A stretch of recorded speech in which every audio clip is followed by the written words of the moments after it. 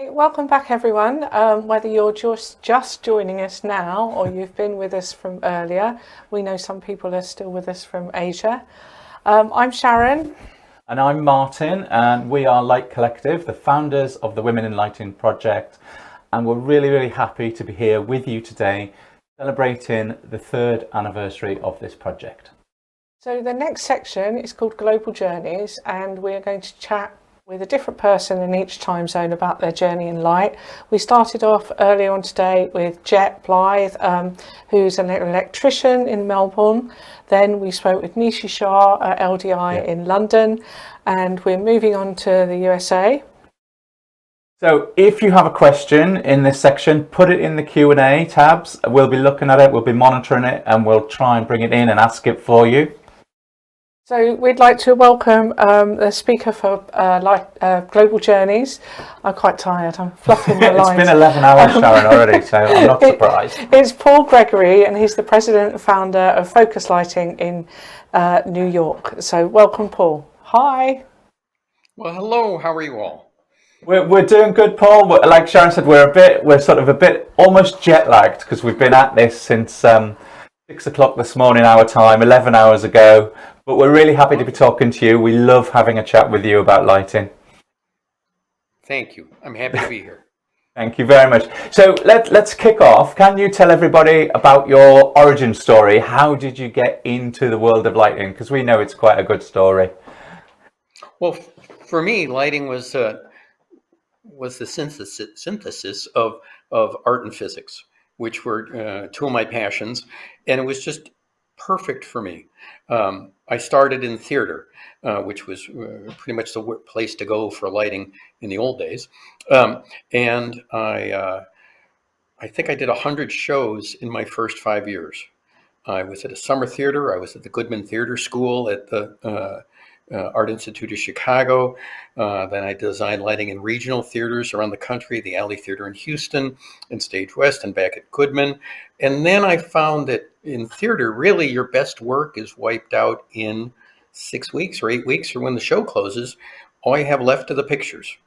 And you're traveling 40 weeks a year, and you're sleeping out of hotel rooms, and and to have a home and to be there often meant something different.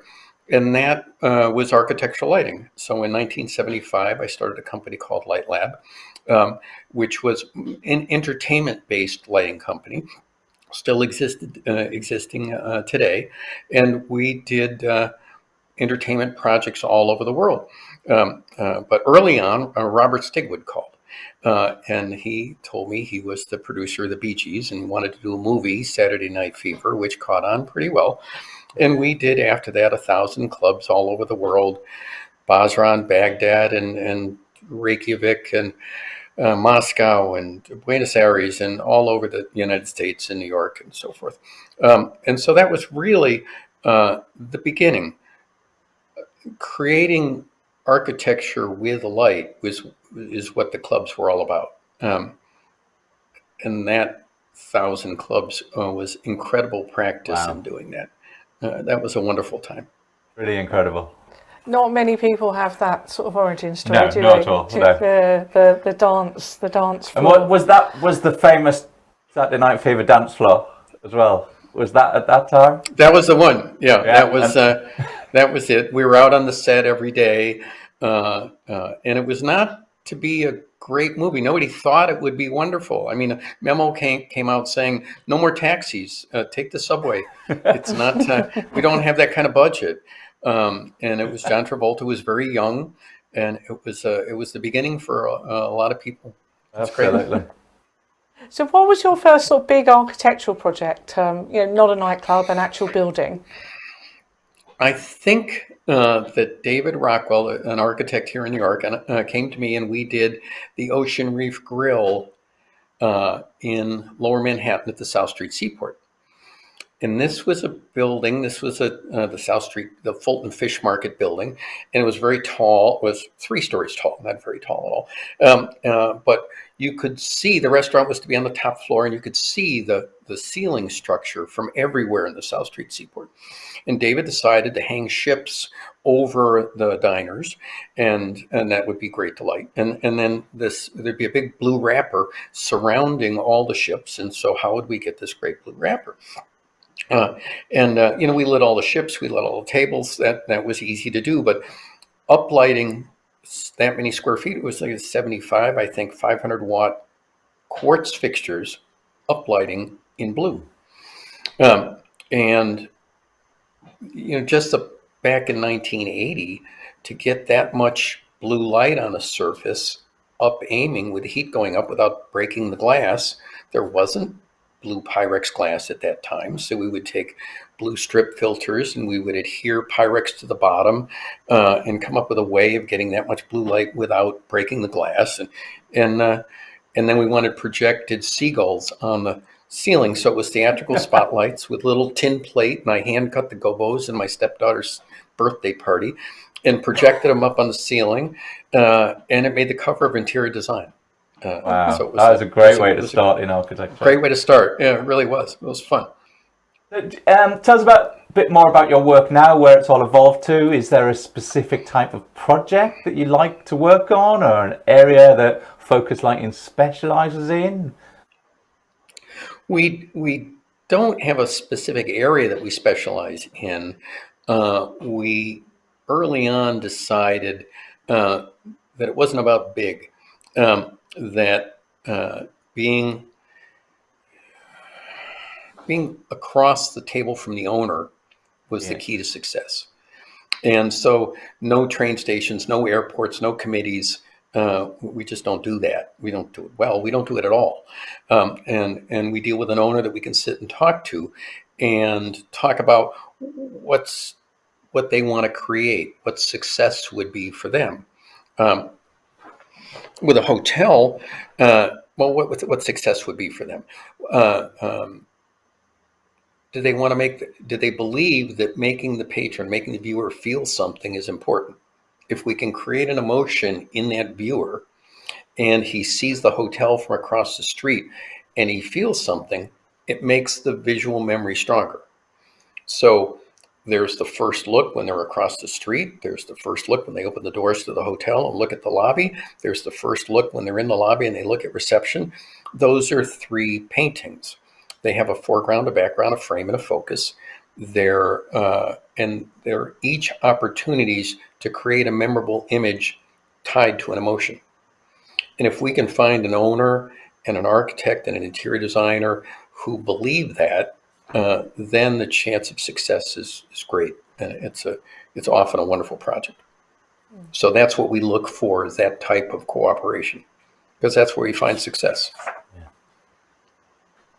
What do you think the secret of the longevity of Focus Lighting is? Because the company's been continually successful for many years. What do you think the secret of that is? Well, I stopped doing Light Lab after 10 years and sold it out to my partner, Rick Spalding, and it still exists today. I began Focus Lighting at that time. And Howard Branston had just lit the Statue of Liberty and the Petronas Towers. And I think the Petronas Towers were the tallest building in the world at that time, or a very tall building in the world. And he lit it. It was incredible. And 2 weeks later, somebody topped off a different building and it was lit. And Howard no longer had lit the tallest building in the world. So if you want to be the biggest or light the tallest, you're always going to be upset because somebody's always going to do something bigger. So can you just do a project better than anyone else can, whether it's a kitchen or a lobby or a facade of a building? Can it be more creative? Can it be more exciting? Can it fit in the public space better? Can it be better than anyone else can do it? If that's your goal, then success is easier. The people we chose were also great. And we expanded so quickly at Light Lab. We went to 150 people in 5 years. Wow. And had 5 offices. We hired everyone we knew. This time I just hired just the best people I possibly could find.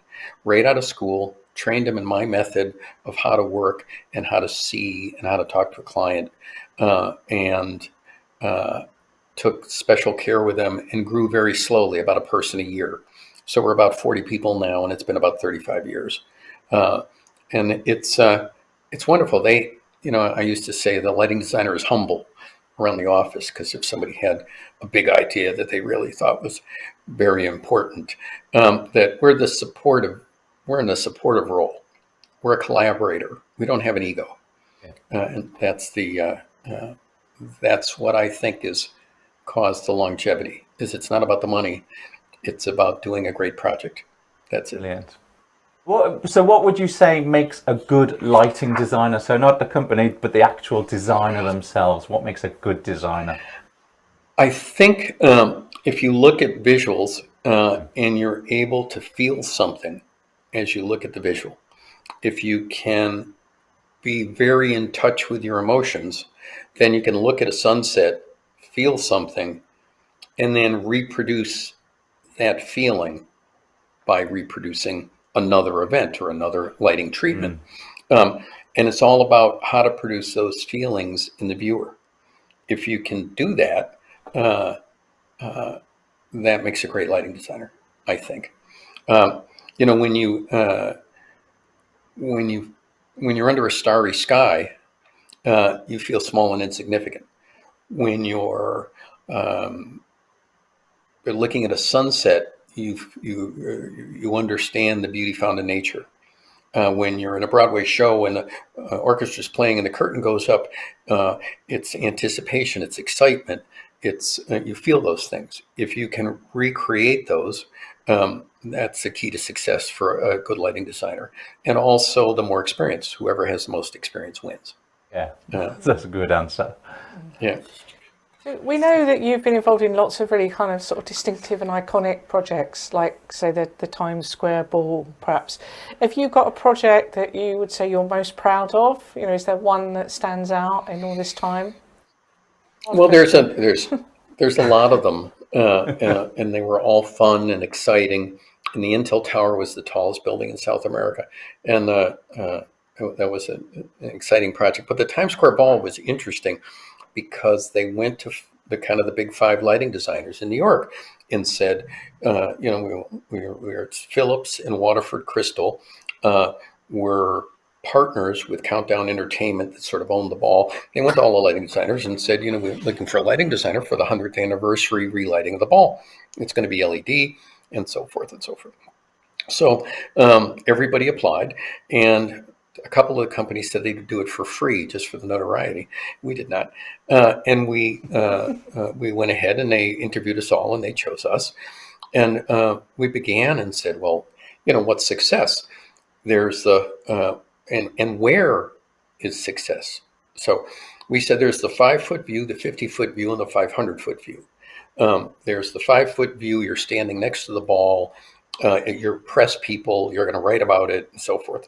The 50-foot view, that's the shot on television. That's the about what you see when you're looking at it from around the world. And then the 500-foot view, you're down in the plaza looking up at the ball. So, which is most important? And they said they're all equally important. And the most important thing is sparkle. And that the ball should look sparkling and wonderful and vibrant and beautiful. So they gave us a sample of the crystal, and we lit it up with a Philips LEDs, and it didn't sparkle. So we tried some different methods and all different kinds of crystal. And then we asked Waterford to back cut this crystal to add more facets so it would sparkle more. Now, this is the lighting designer asking Waterford Crystal to recut their crystal so it would be better. That didn't go over well, but they did it, and it looked beautiful. And then the next problem was that, the crystal, you could see behind one crystal and see the LEDs by looking through another crystal. So Christine Hope, a lighting designer with me on the project, created a little baffle, a mirror baffle that went behind the crystal back to the LEDs and collimated the beam. And as you looked through, everything bounced back into the LED wafer on the back. And you got a pixel, a triangular pixel out of each of these. And it looked beautiful. And we wrote tons of programs that they're still running today. Every hour there would be a different program and it would run in a loop. Diamonds in the Sky, Flags of All Nations, a walk through Central Park. They're all different themes, and you could see that on a list and you would know what was playing at what time. That was an exciting project, and it worked out very well. Brilliant. I love the fact that you sort of, at the start of your projects, you think, how is this successful? What's the definition of success at the end of this project? And you work towards that. I think that's really unique. That's a really interesting approach. Also really good to have an insight into exactly how, the ball's constructed. I would never have known it was crystal. No, absolutely. That's fantastic. So when we visited your office a long time ago now, several years ago, we were really, really excited to see it. And we saw all the different spaces you had set aside for experimentation. And we've been in a lot of lighting offices and not all of them look like that. Do you consider the experimentation and playing with light is a crucial part of the design process? It really is. It's one of the most important parts, and we have all manner of different lighting equipment and dimming equipment to be able to test out effects, and also different glass and mirror and finishes to test out effects, but also the space to do it. Two-story room with flies, that is to say, pipes that can fly in and you can attach your model to and lift it up and then light it at the proper height, and so forth and so forth. But all the equipment is wonderful, and bring the client there and showing them that their polished French plaster coves are going to reflect the ... of the LEDs and the slightly imperfect connection of the LED strips in the cove, and you're going to see all that. That was very helpful. We took a client there once, Museum of Science and Industry in Chicago, and we talked to them and presented to them, and they actually it was before presentation, it was early on in the project, and we said, what's success? What's going to make this project great? What's success? You can't achieve success if everybody doesn't agree on what it is. So they said success is getting the 12-year-old girl or boy interested in science and physics. And so I said, well, a 12-year-old, I could be a 12-year-old. What would excite me if I were 12 years old? And I said, going to my grandfather's garage and he being the guy from Back to the Future with all the white hair and having science experiments all over the place, that would be where I'd want to go. And so let's make this place like that. And so all the science experiments are set out with a little bit of space around them. And they're all spotted pretty tightly. And then there needs to be a wrapper around this whole big room of science experiments. Is the wrapper black? That's ominous and difficult. Is the wrapper amber? Well, that's going to have too much light, and that's going to wash out the wave projections and all the delicate experiments. So how about a deep blue wrapper? Would a deep blue wrapper do it? I think that'd be just great. So I called the museum and I got everybody on the phone and I did this presentation to them of what I thought it would be, and they hated it. It's not that they didn't like it; they hated it. They thought they just hated it. So we went in the mock-up room and we mocked up a 3-foot by 9-foot wall with perforated metal on the front. Sound absorbing blue fabric on the back, LED lighting on the bottom, mirror on the top to bounce any excess light back onto that blue surface. And we got it looking really great, and we sent it to them. And they set it up in the museum on the side wall and looked at it, and now the museum is all blue. They loved it. It was very successful, but it was that mock-up room and that idea of testing it out that really helped. Yeah, we thought it was one of the best offices Absolutely, we visited. yeah. Office, Thank you. place, Thank play you. space, Yeah. experimentation all rolled into one. We know that you used to take lots of sort of special lighting trips with your good friend Jonathan Spears. And we wondered if you could tell us a little bit about how that started and what your favourite trip was. Oh my.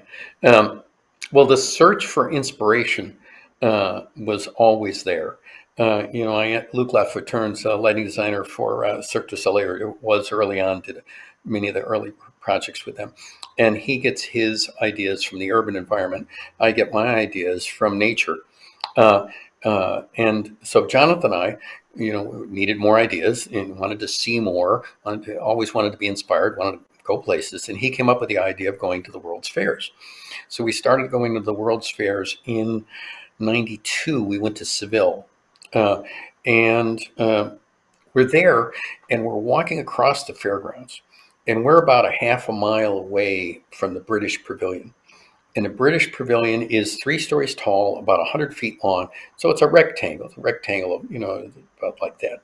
So we're looking at it. We see the British flag softly over this rectangle. And the closer we got, it faded out, disappeared. So we go up to it because we get right into it. We go all, climb right in behind the wall and see what's going on. So it was a glass wall.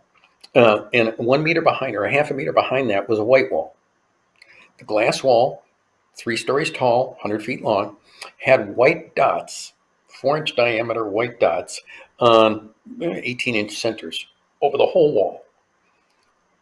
On the back of the dot, there were red, white, and blue dots stuck to the back of these white dots against the white wall, on the glass wall. And the sunlight came through the glass wall, bounced off the white wall, bounced off the dots, and back to the white wall. And that's what projected the British flag. And as you got closer, it just disappeared. And it was fabulous. I still remember it was a fabulous, fabulous idea, beautifully executed. But we went to Lisbon in 1998, and Hanover in 2000, and Zaragoza, Spain in 2008, Japan and Dubai and Abu Dhabi. And then the internet came in. And the World's Fairs were not as exciting because you could see a great many new ideas without traveling. Yeah. We went to Lightning Fields and Marfa in Lightning Fields, I think it's Arizona or New Mexico. And then Marfa, Texas, the Dan Flavin's last big exhibit. And Reykjavik to see the Northern Lights, and we had a great time. It was about inspiration. That sounds just amazing. It sounds really good. We've actually got a question posted online from Malcolm Innes in the Shetlands. He did a brilliant presentation this morning. He's asked, who are your lighting heroes? Abe Fader. Abe was a pretty crusty character. He was he was delightful. He was a great man. He lit My Fair Lady on Broadway the first time. He lit Rockefeller Center. He lit the Prometheus Fountain in front of Rockefeller Center. Some projects he lit 3 times over his lifetime. Wow. And I remember walking up to him for the lighting fixtures that were lighting the Rockefeller Center. The Rockefeller Foundation owned all the buildings around the Rock Center, the big tall building. And so he could put lights on all of those areas.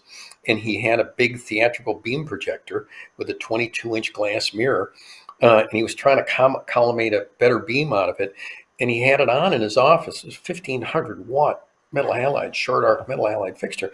And he opened up a plan drawer. He took out a big sheet of blue glass, and he lit up a cigar, and he went up to the fixture and blew the cigar smoke around the corner, and then looked at the rays of light coming off the reflector and through the lens, trying to collimate a better beam.